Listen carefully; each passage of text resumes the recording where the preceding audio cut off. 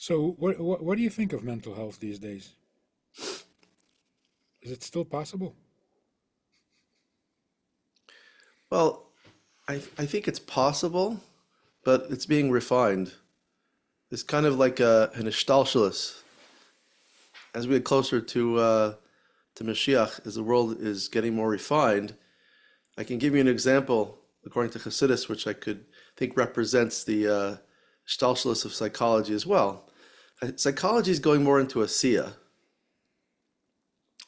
meaning that if you look at the earlier psychologists, Freud and friends that dealt with drives, that was 120 years ago, 140 years ago.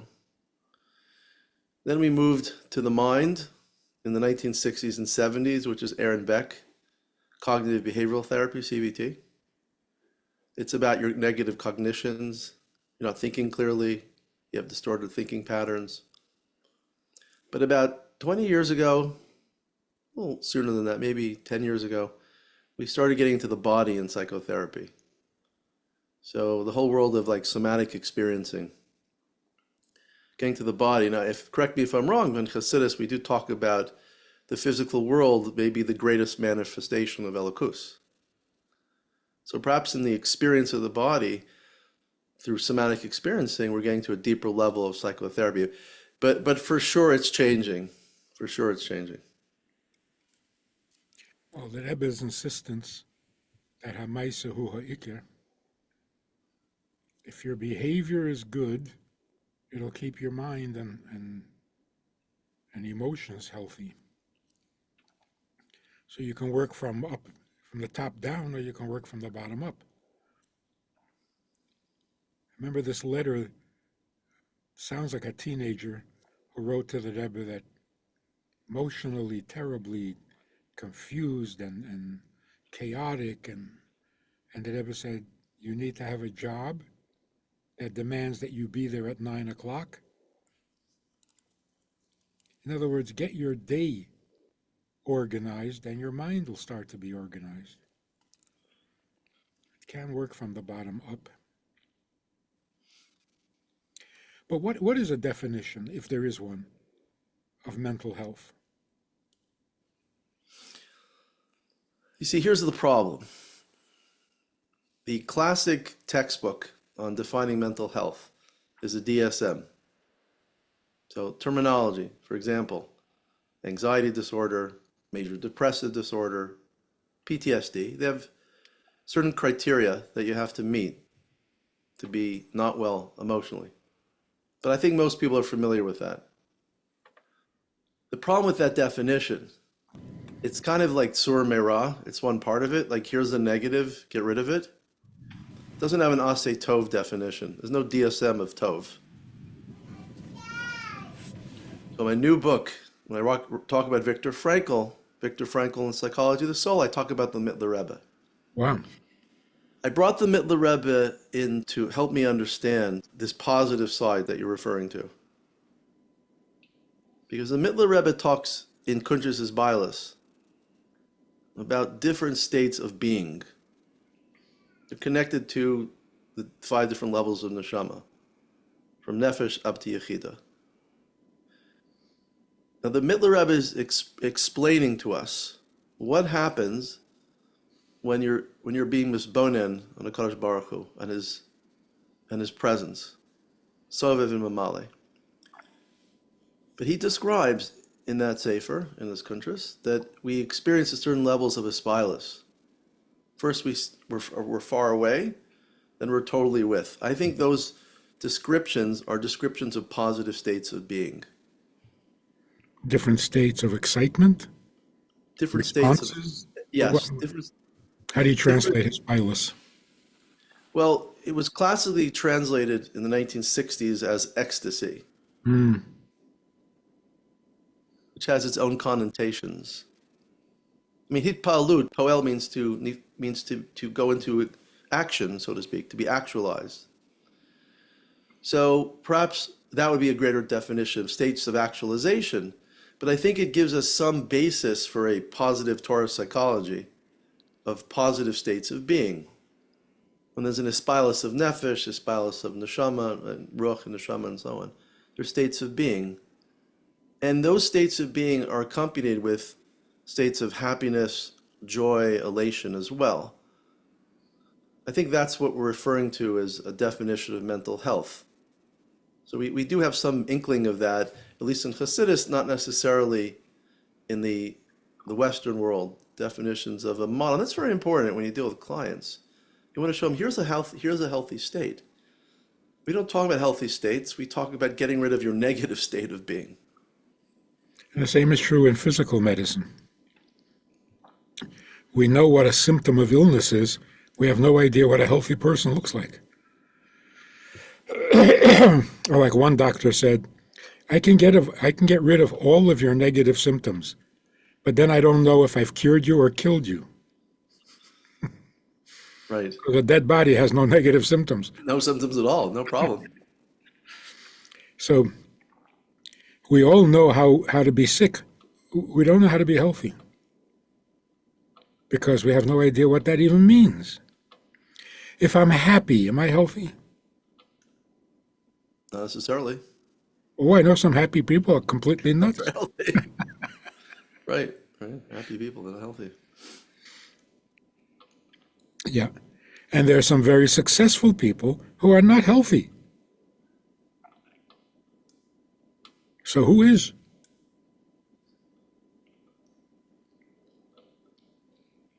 Alfred E. Newman?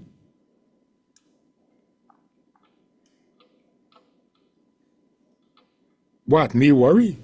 Not me worry. Mad Magazine, 1960s. Yeah. That's a healthy guy. Happy-go-lucky. No worries. But it's not a spyless. It's not a kashrus. So what are those 5 states of health? Symptoms of health. Well, as you know, I write a lot and talk a lot about Viktor Frankl. So according to Frankl, states of health are things that you accomplish when you start going beyond the self. So the process begins by focusing on values or focusing on meaningful activity. In fact, Frankl said, happiness cannot be pursued, it must ensue. And it ensues, it follows you based upon a certain level, a certain amount of tasks that you're fulfilling or certain values you're living by. I mean, you can't ask somebody to be happy in Auschwitz, basically. But you could talk about having values in Auschwitz. It's quite amazing how Frankl talks about this because he says, even Olenu in the gas chambers, you made a choice, an attitudinal choice. You could die al kiddush Hashem, and those are his words, al kiddush Hashem. He uses the Hebrew words in many of his books. And that would be Shema Yisrael, Hashem Elokeinu, Hashem Echad. So even there we could choose something.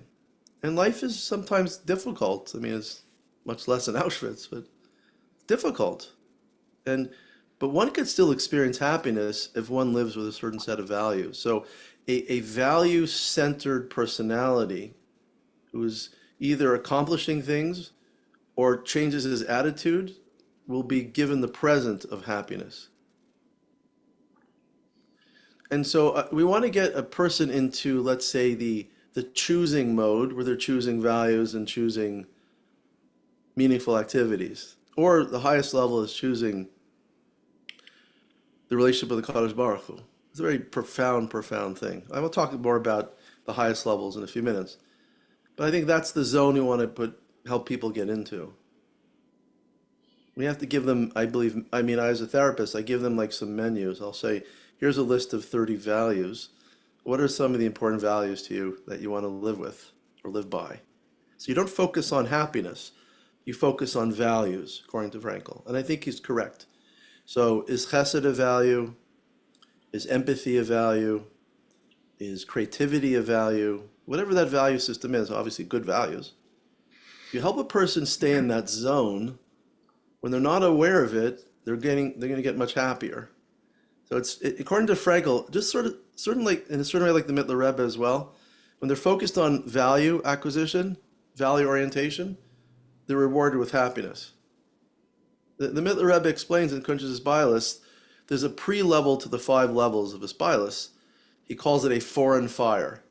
I believe the Lashon is Eish Zara, something to that effect. Meaning that if I want to get close to Kadosh Baruch Hu, and I experience more of myself, I'm really not very close to Kadosh Baruch Hu.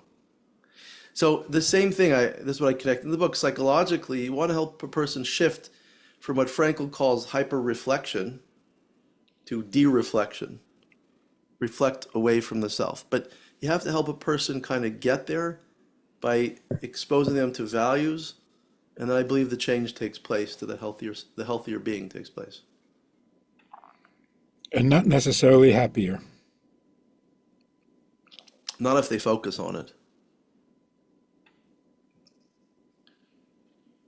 Is healthier and happier, those are synonyms? They could be, but not necessarily. Not necessarily. So you can be a healthier person and not happy. Yeah. Maybe, I've never really studied this, but maybe it's not the happiness that gives you life, it's the passion. Life is passion. Now, if your passion is yourself, you're spiraling downward. If your passion is something outside yourself, you're already healthier. And it's not just having a value, but it's getting pleasure from that value. If it gives you pleasure, it gives you life. If it doesn't give you pleasure, then it's just a burden, an obligation. You may even resent it, even though you believe in the value, but you carry it like a burden. I have to, I must, So, for example, a person whose only pleasure comes from the physical. If he can't touch it, if he can't taste it, if he can't see it, it doesn't give him any pleasure. So he knows, he studies, he's a philosopher, but it doesn't give him any pleasure. The only pleasure he gets is from the lower of the senses, lowest of the senses, touch and taste. A more refined person gets pleasure from being kind. So it's not just the value of kindness, but it's the pleasure of it. He wakes up in the morning excited that he can help somebody. Then there is the intellectual. It's not just that he's smart and that he reads books. That's his pleasure source. It's what excites him. I think that's what this spilus means. No? I'd agree with you. Value-centered pleasure. And then you have the ladder of values. You go up higher and higher. And the higher you go, the greater the pleasure. To where you can come to a degree of pleasure that is ecstasy, where you can literally die from it, expire. Or heal. And I do believe that, I'll be going to a bit of a more controversial topic right now, but I do believe that these states of Aspilus, perhaps maybe the lower ones more easily, can be achieved through Hasidus and psychotherapy if one intends to accomplish them. And it's those types of ecstatic or higher emotions that can be used to heal very deep traumas as well. I mean, that's what we're looking for in psychotherapy. And therefore, some of the alternative things I'm seeing today may be avoided if they have certain side effects with them, medications and other drugs people are taking, through going through logotherapy, going through what you said is a value-centered pleasure. They may be able to experience these things there's no side effects to kindness. There's no weight gain, no dry mouth. But it does have the byproduct of just being healthier. Well, they say that if you get a lot of pleasure, you will gain weight. Misha Rab. just from the pleasure of it.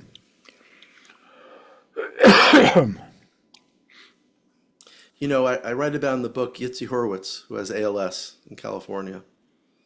I found some YouTube videos online of him speaking with his eyes and his wife speaking.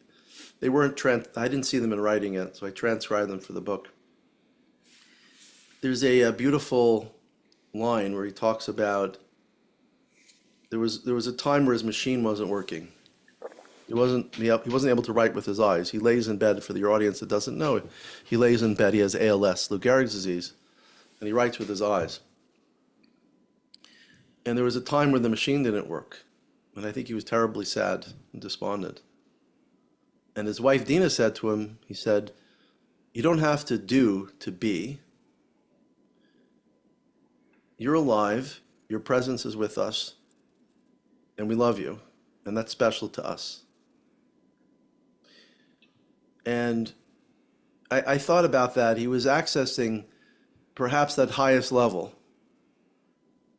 That fifth level is Yechida. The fifth level is just being with the Kadosh Baruch Hu. That perception that I am a Chelok Elokami Mal Mamish. If you experience that on a psychological level, it's a remarkable resource for people. To really be misbonen on Chelok Elokami Mal Mamish. Now, there's many implications religiously and for people that have suffered religiously as well. But I think that's waiting for us right there, if we could kind of really taste that psychologically. But you see, a therapist is not trained to guide their clients towards Chelok Elokami Mal Mamish, unless they value religion and spirituality, which most of psychotherapy hasn't, but Viktor Frankl did.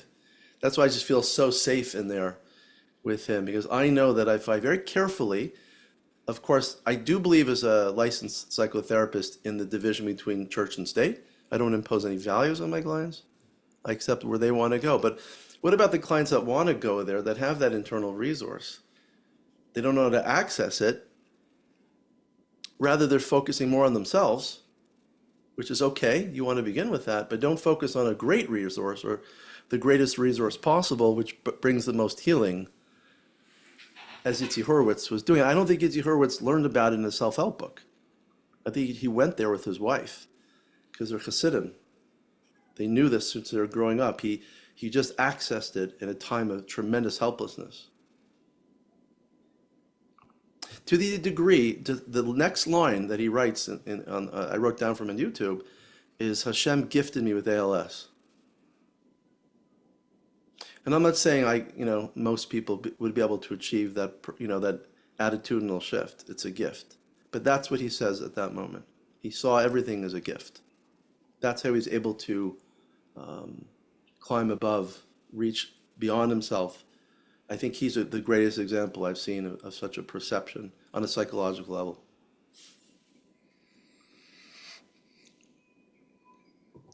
If we want to use this preventatively, rather than using it to cure after the problem, educating children, raising children, literally means involve them in a better pleasure.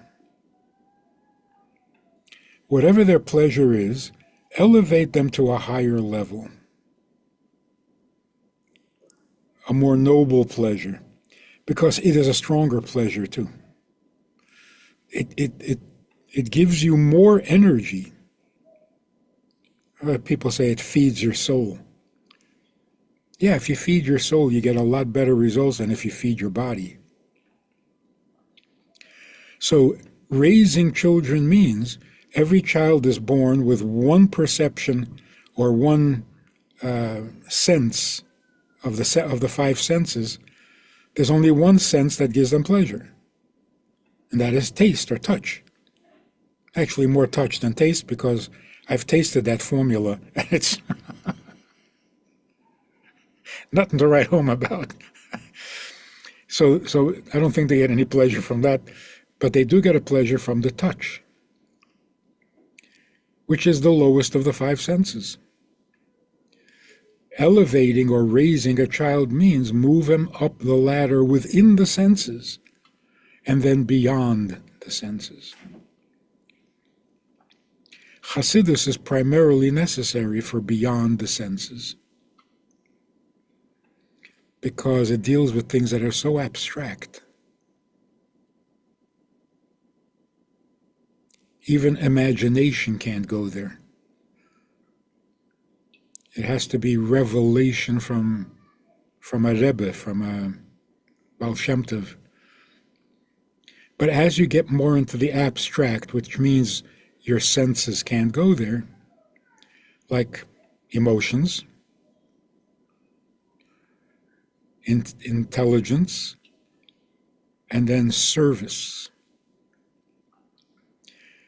which I think Frankl speaks about a lot. The pleasure of doing for someone else, that's a little different than the obligation of doing for someone else. The pleasure of getting closer to Hashem. So Chassidus tells you that there is a closeness. Chassidus tells you where that comes from, where that is in your neshama. But developing a pleasure for it, that's the avoda. Eat a little less, sleep a little less, stop indulging in the other stuff so that you can appreciate and get pleasure from the right stuff. I mean, you're never going to fail when you focus on your values because they're timeless in nature. They're not absorbed by the body physically and gone. They're there forever. There's a certain resource you could access, so to speak. And I agree with what you're saying. Hasidus is describing to us even higher levels of things we can access. Intangibles that we can't describe because they come from revelation. Which is also the Torah in general. The Torah is given to reveal to us stuff that we will not, in 5,000 years, we will not get there on our own.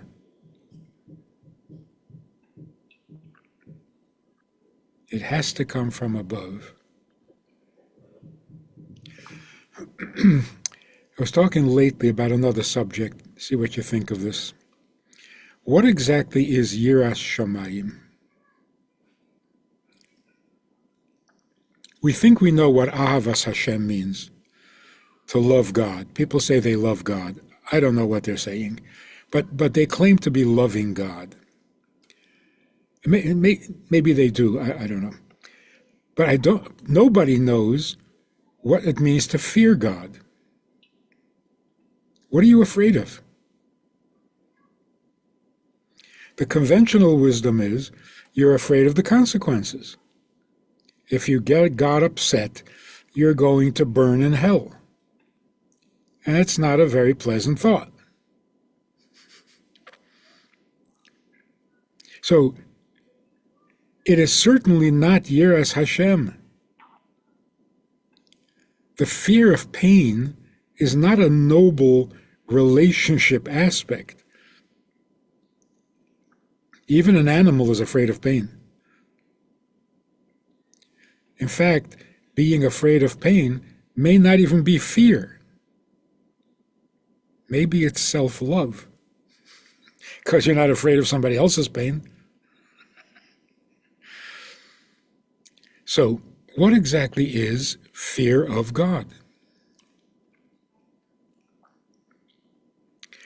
So I've been thinking, and I've been saying this to people,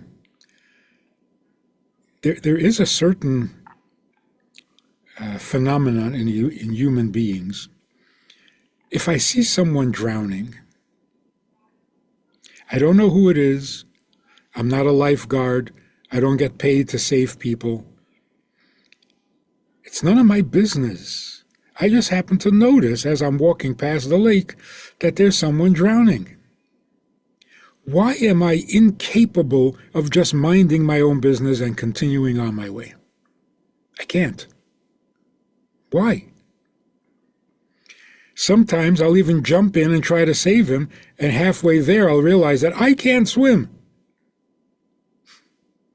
And yet I'm jumping in there to save him. And if you ask me why, I don't know why. I just couldn't.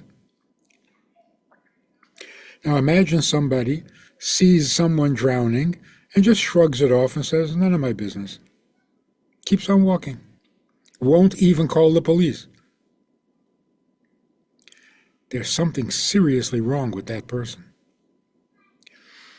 Now, that I cannot walk away does not come from love. It comes from fear. Not fear of some consequence, not fear of suffering or of punishment. When there is something so powerful that I can't resist, that comes from fear. It's bigger than me. It compels me. Love is not bigger than me. It's me. It's what I love and how much I love, and that's me. Fear overwhelms me, cancels me, and compels me to do things that I really don't have to do. And yet I can't walk away. Fear of God means if you know that God doesn't want that, how could you? Not why would you, but how could you? And if you can't, that's fear of God. It's like in the presence of another person, you won't sin. And if you're decent, not because you choose not to, but because you can't. Somebody is watching. That's fear. And again, not fear of any punishment or any suffering. It's just overwhelming. So here's the exciting thought as it applies to Judaism. This thing where a person can lift a car off a child, what is the explanation? How can an average human being lift a car?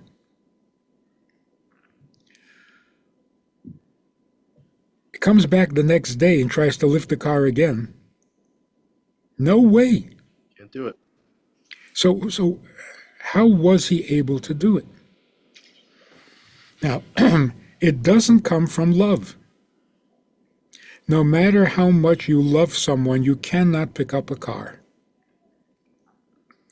I think the proof is if you're stuck under the car, you can't pick it up. As much as you love yourself, you can't pick up the car. Love doesn't have that power because love doesn't take you beyond yourself. Keeps you within yourself. Fear takes you beyond yourself. So what happens, the person who picks up the car, his motivation, he is driven not by something within him. He is driven by the need. The need to lift the car is stronger than him. And it empowers him to do what needs to happen. So, for example, the guy lifted a Volkswagen Beetle off a child. The next day, he sees a child stuck under an 18-wheeler. Think he can lift an 18-wheeler? Answer is just as easily as the Beetle. Because it's not about him. It's about the need. The bigger and the stronger the need, the more the person can do. Because it's the need that's doing it, not him. You are as strong as the need demands. This is a scary thought. If you're in touch with what God needs, you are as strong as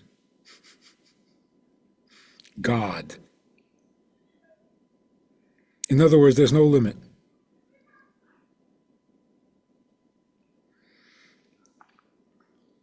That's the Mesiras Nefesh.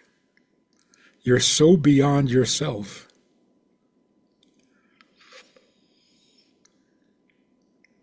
You literally become divine in some sense. Love can't do that.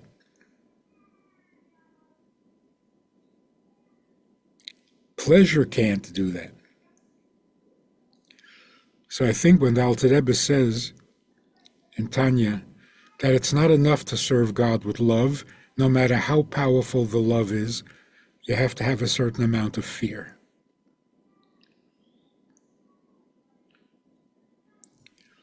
To break the glass ceiling, you need fear. Love won't do it. If I may add one thing from the Rambam, when he describes the Mishnah Torah about Yiras HaRomamus, I think that's what you're referring to. How does that come about? It comes about through, he says, you go out into nature, you look up above, you see the stars, you see the infinite universe, and you jump backwards, and you see yourself as a Bria Katana, Shafela Katana. But it's the perception of that which is so much greater than you, which leads you to that awareness. You're describing it as an unconscious reaction to what is, which is perhaps even deeper. But even the Rambam's discussion of Yiras HaRomamus is not Yiras HaOnesh. It's not fear as we teach children to fear. Even the Rambam says Yiras HaOnesh is just for children. We have to help them mature psychologically to exactly what you're saying. Well, that's why people don't like translating it as fear. They translate it as awe. But I can see where awe is humbling. How is it empowering?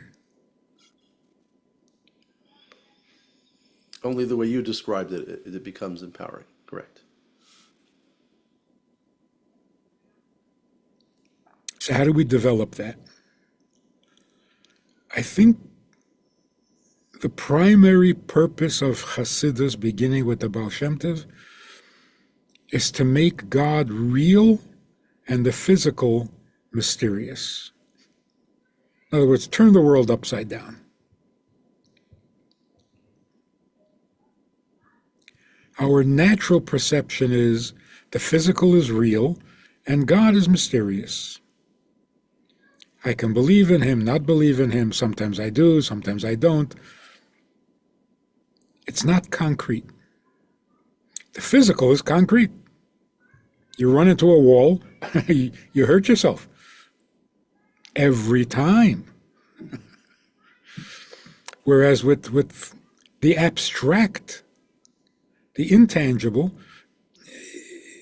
is it really real? Hasidus turns it around. God is real. Where this world came from is such a mystery.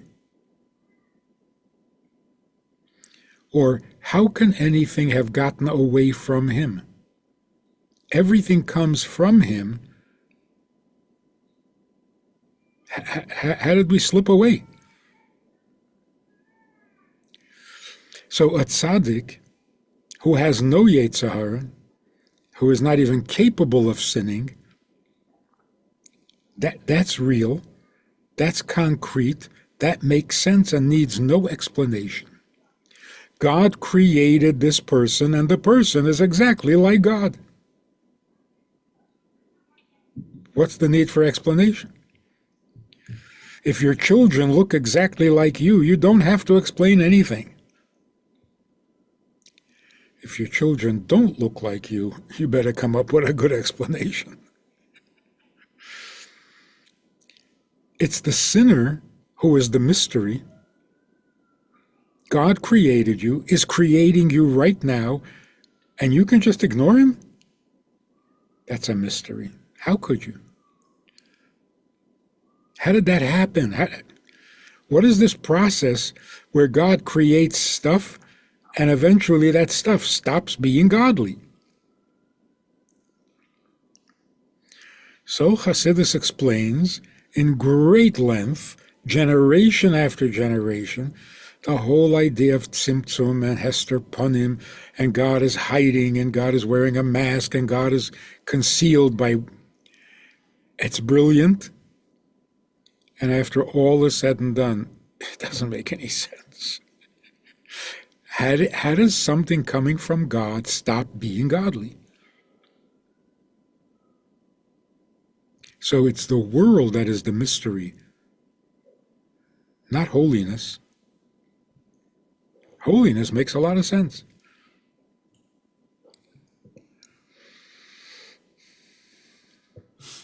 So that's how you get pleasure in the reality of God. Whereas the pleasure in the physical world is a little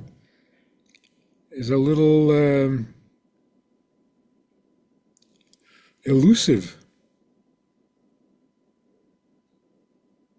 It's not so concrete. It's not so real. It's here today, gone tomorrow.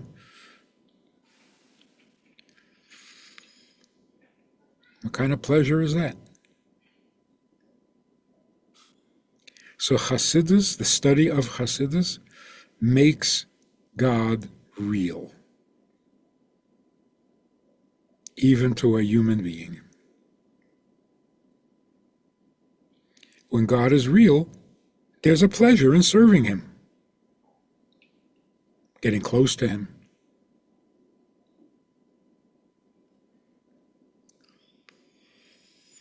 Actually, the Rebbe says, the pleasure of serving Him is not the highest level. Serving Him is the highest level. Looking for pleasure in serving Him, that's not yet the highest.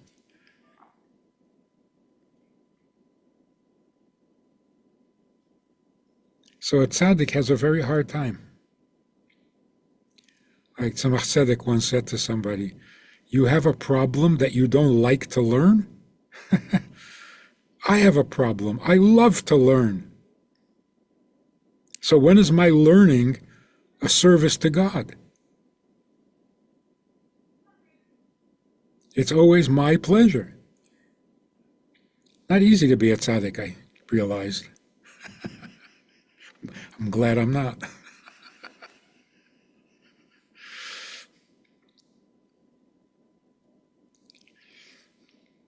I'm hoping, and I do have to get off in a minute teaching tonight. I have to get off in 3 minutes, actually, for a class I'm teaching. But I'm hoping that psychology, as we get closer to Mashiach, will become a vehicle for experiencing and revealing more godliness in the world. Unfortunately, its history is not like that for the last 140 years. It's a very popular thing people do. Everybody's in therapy, right? Everybody's in therapy. But is it the best thing for them is the question. Or is it being used to its greatest Right. potential? And that's why I believe the Rebbe, at least I saw in writing, that the Rebbe, in his letters to individuals and for his communications, at least on 3 occasions, there may be more, references Viktor Frankl. He writes, I don't want to misquote the Rebbe, but he have at the beginning of my book, the Rebbe says like this. He says, I particularly took interest in the writing of Dr. Frankl from Vienna in this matter, referring to some state of anxiety. To my surprise, however, his approach has apparently not been appropriately disseminated and appreciated. I believe the Rebbe is giving hurrah to explore more logotherapy. And that would be What's the name of your book? Viktor Frankl and the Psychology of the Soul. Available in better bookstores everywhere? Available on Amazon. It's the place that the whole world can get it to now. It's remarkable, the speed of publishing and the access to information. So I'm hoping this work will really influence a field with so many people are in either providing training in or experiencing to take it to new level, the next level. I think the psychology of Viktor Frankl is perhaps the completion of psychotherapy, bismaneno, Viktor Frankl, and the psychology of the soul. Psychology of the Soul. It's a great service. And are more and more people in the profession going in that direction? Well, I'm training my staff members. I have a group of interns that work for me, and they're all being trained in logotherapy with a touch of Hasidus right now.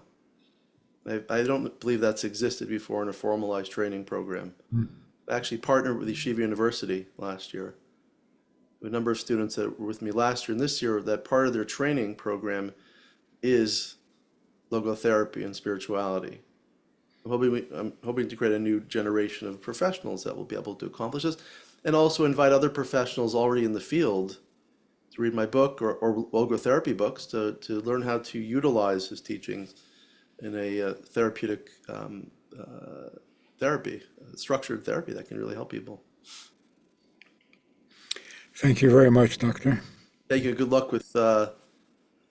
It's good to know you're doing a great service for our community as well. So thank you for all the work that you provide for us as well.